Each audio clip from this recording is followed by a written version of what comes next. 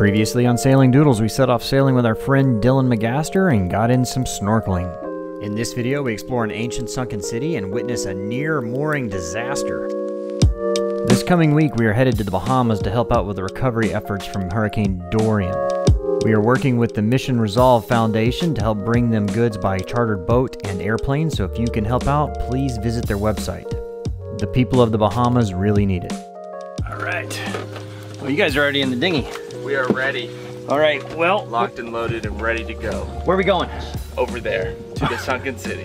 The sunken city, do we know anything about it? It's the sunken city of patron. Well, we're hoping it's there, unlike that ship we went to go find. Yeah. All right, well, let me grab my GoPros and we'll go load up and go. I think it's from 400 BC, but okay. Don't quote me. Okay. Well, I'll look it up for the voiceover. How about that? Dylan was correct. The city dates back to the 4th century BC, and it took us quite a while to actually find the city. We had to dinghy around a little bit to find it.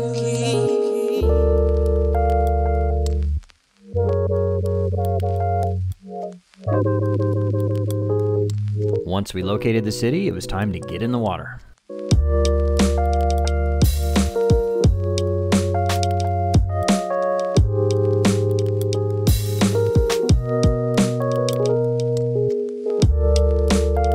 It was pretty amazing how well intact the city was, considering it was almost 2,500 years old and in the water for that long of a time. You can see the old amphora and the cooking pits and the walls. Quite breathtaking.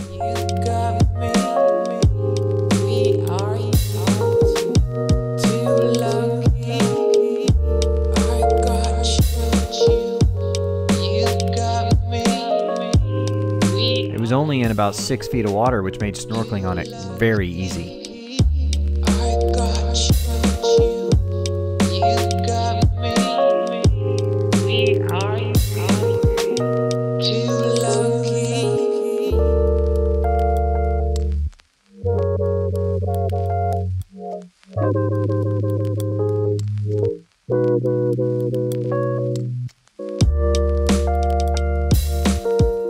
It really was a beautiful place to do some snorkeling and take in the views.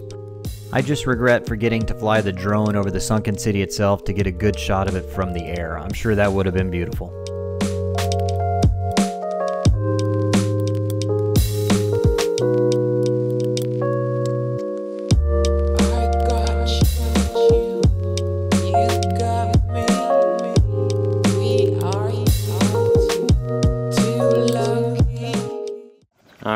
So pulling up his dinghy has been takes a lot of manpower to do it, because kind of his blocks are, he's got several different blocks here, but none of them is actually splitting the load. So what I'm going to do is I'm going to rearrange his blocks, and that way it'll be a lot easier to pull up dinghy. You have to pull twice as far on the line, but it'll be half the work. So I'm going to do that now. You can see I'm basically going to put a block for the attachment point of the dinghy, and then that will raise up as you pull it and split the load.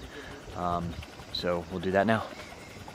Because right now, it's just got a single line that he ties off to the dinghy. It goes to a block there, goes to a couple different blocks here, but none of those blocks are moving blocks, and so it doesn't really split the load at all. So what I'll do is I'll put a block where it attaches to the dinghy, and then when you pull on the line, it basically, you pull the line and it raises that block which is attached to the dinghy, which will split the load. All right, so now I'll show you the difference. You got going through a block up there, a block down to this other block, and then back up. So when you pull on this line, it raises it, and it's a lot easier to lift. All right, so. Bravo, Bobby! Yeah, he likes it. Got the new blocks in place. What do you think? Very happy. That is about, I don't know, 75% easier. Like really, really easy. Cool. All right, well, there you go. Sure, no problem. What does the med stand for, Laura? Motoring every day. That's right. We got like, I don't know, look at the water. You can see it's like 3-4 knots of wind. I forget what scale it is, but you can see You can tell the wind, even if you don't have a wind meter, you can just look at the water, and if it's a little glassy like this, but there's still some ripples, it's probably around 3 or 4 knots. If it's really glassy, it's less than 2. but this looks to me about 4. And of course, straight into where we're trying to go. We're going straight ahead and it's coming straight at us. So, you know. Why can't we just do a reverse spinnaker? If you invented a reverse spinnaker, you would probably be fairly wealthy. Anyways, we're heading 9 miles over to this little fishing village. It looks pretty cool, so we'll check it out and have a good time doing that. You ready to pull it up? I'm ready. Okay.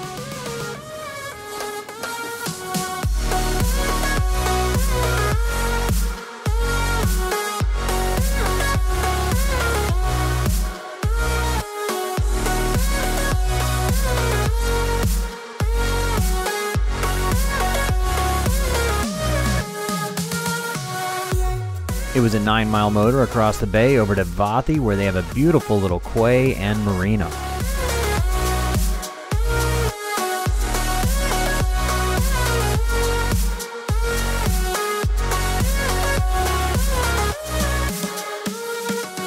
All right, so we are pulling into this little bay here where they have like a town quay.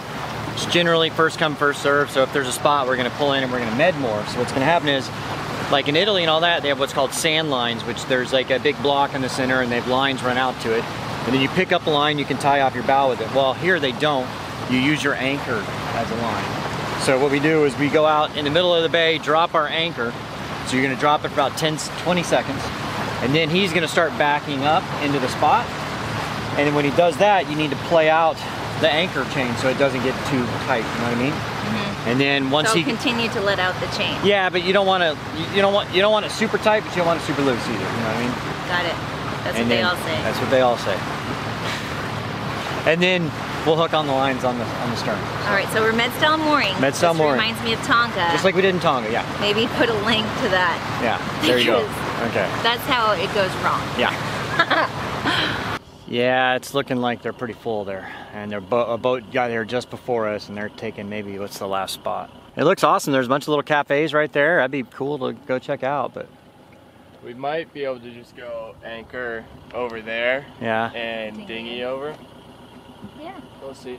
Once they get in the slip, we'll just go in and look and then probably come back out and go over there. Yeah.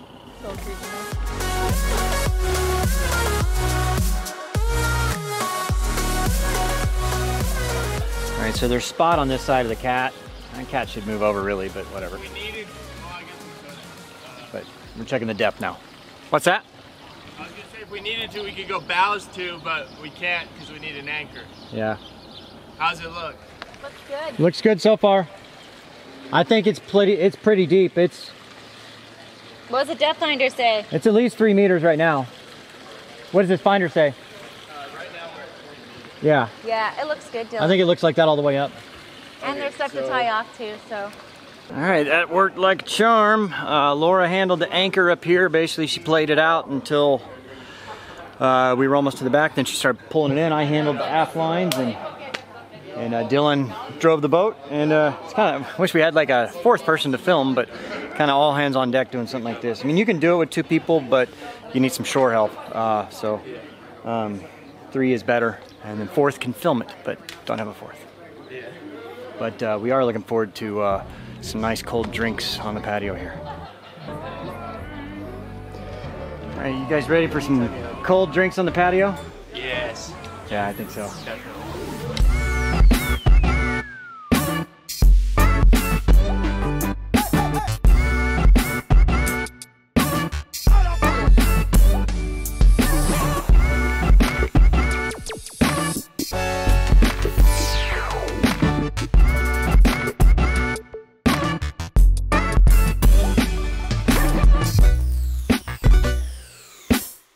It's a cool little town. They have a little town quay. It's free, so no charge here. If we wanted to hook up to power, they do charge for that.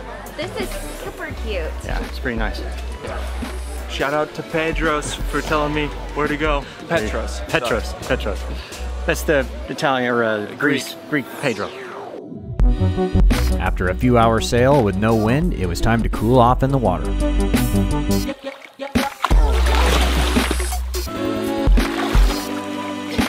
That was incredibly graceful. Oh shit. Cheers to another day. Cheers. There you go. Yeah. Successful med more. There you go. Oh, update. We found the sunken city. Those were €2.50 for a glass of wine. 250 milliliter.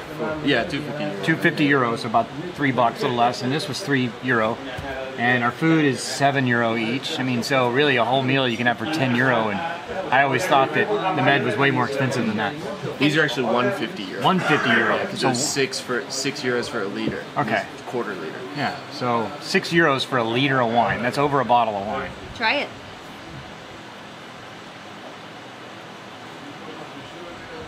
Tastes like white wine.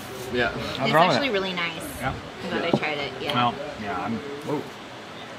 Oh, slush! Awesome. And we've got the coldest beers we've had all Yeah, trip absolutely. here. We needed a cold beer after this. So there was no wind out there. I think we were traveling at the same speed as the wind, Actually, and it just, yeah. we should say cheers to Dylan. That's the best and easiest Yeah. med mooring I've ever seen in my There you go. life. There you go. That was rad. Some people don't quite have their med mooring perfected.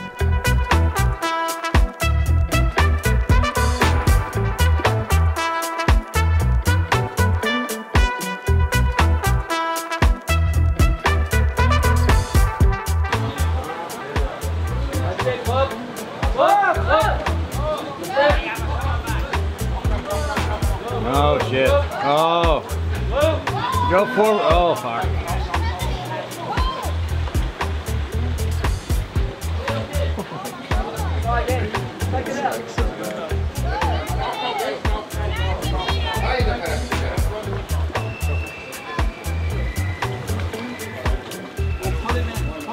Pull him in. Bob, you turn them, just put it in neutral and I'll pull you in. Pull him in.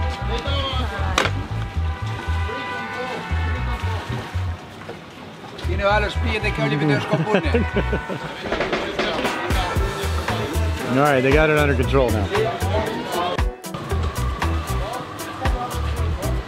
Amazing. Charter boats. Yeah. Charter boats. All right, so in the marina is about 10 charter boats, and they're all full of people. So I imagine They're all here to have a good time. Yeah, I imagine later on it's gonna be a bit of a shit show. It already kind of is. Well, the med style mooring situation is a little bit Yeah. of a shit show already. So it's we're gonna go kind of maybe walk around the town a little bit here before dinner. Check things out. Well, if we only had a few days, if we didn't have a few days, we could stay here longer. I, know, like right? this place already. It is pretty nice. I could stay here a couple days. Yeah. Dylan's back on the boat editing, so we're gonna go walk around.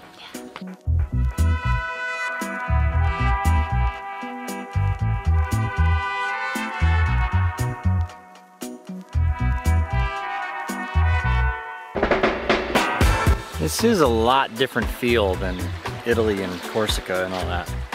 Definitely different. It's just different. I mean, I wouldn't say it's better or worse, it's just different. I don't know, I think it's a slower lifestyle here. You know what I mean? We're kind of, well, we're off the mainland. Well, technically it's disconnected to the mainland, but through a tiny little peninsula, so it's It's not very, accessible. we're not by any major city. Or, Yeah. yeah, it's not accessible. It wouldn't be very accessible, so you don't see a whole lot of tourists here except by boat in the marina, obviously. It's very like quaint, So village-like. it wasn't free for our place there at the marina. It was actually €13. That's almost free. Yeah, that's pretty free. Yeah, that's like what, 20 cents a foot or something? Well, I mean, so you're paying, like if you stayed there for a month, you're paying like, what is that, 260 be, €400. I would totally do that there. Yeah, €400 to stay there for a month. That's a cute place. Yeah. And Great service too. Yeah. And the restaurant, if you use the restaurant, you get to use their showers and Oh, internet. free showers on land. Yeah. And free Wi-Fi. Well, I think I'm definitely about, once we get up through with our little walkabout, I'm taking a shower. You need to. Look at your hat, salty boy. It's not everything else is salty. What, your ears?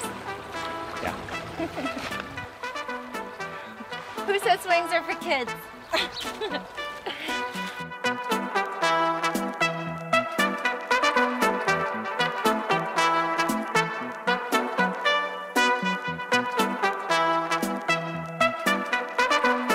So we're playing cards by Ariane Road. Ariane Road. Ariane Road. That's the boat. That's his boat. And the only reason I'm not playing is because I already won. And I think I've won 3 out of the 4 games we played Uno. Yeah, but you got your butt He also spanked lost at Monopoly. both games of Monopoly to me. I did lose both games of Monopoly. I came in last place in every single game of Uno. But hey, I'm in the middle. Laura, it's your turn. to good times here in Greece. Yeah, Cheers. good times on your boat. Cheers. Great to have you guys. Absolutely. Thanks for having us.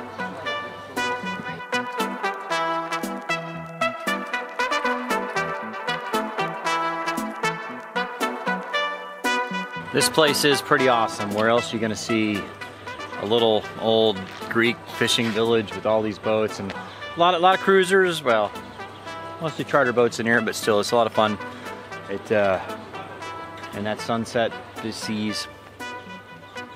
Doesn't get much better than this. This is what cruising's all about, is these little places that you would never go to if you weren't sailing. Because, I mean, when would you ever come? You would never have heard about this place if you weren't sailing. Pretty awesome.